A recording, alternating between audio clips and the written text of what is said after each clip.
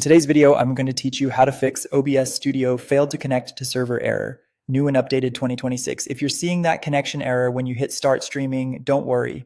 We'll walk through a clear sequence of fixes that solves the issue in most cases. Have OBS Studio open on your computer so you can follow along in real time. First, focus on your stream key. Incorrect or expired keys are the most common reason OBS can't connect. In OBS, open Settings, then go to Stream. Look at the stream key field and make sure it's the exact key provided by your streaming platform. Even a missing character will break the connection. To be safe, head to your platform's dashboard, generate or copy a fresh stream key, and paste it back into settings once you stream in OBS. Treat this key like a password and don't share it on screen or in chat. After pasting, apply the changes. Next, still in settings while you stream, check the server selection.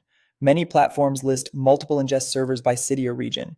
Pick the one closest to your location for the lowest latency and most stable route.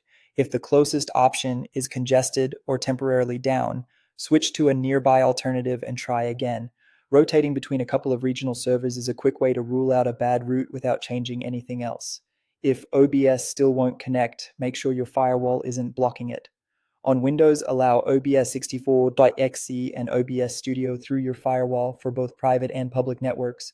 This gives OBS permission to send and receive the streaming traffic it needs. If you use third-party security software, add OBS to its allowed list there as well.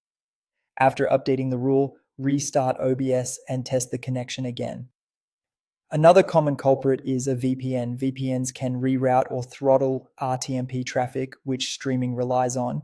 Temporarily turn off your VPN and test the connection in OBS. If it works with the VPN off, you'll know the route was the issue. You can then either leave it off while streaming or configure your VPN to bypass OBS traffic. Finally, try running OBS with elevated permissions. Close OBS, right-click the OBS shortcut, and choose Run as administrator. This can resolve networking permission conflicts and help OBS bind to the ports it needs on Windows. At this point, click Start Streaming and watch the status in the lower right corner. Stable bitrate and no error messages mean you're good to go. If you do see the error again, revisit the stream key, switch servers one more time, confirm firewall allowances, and test without a VPN.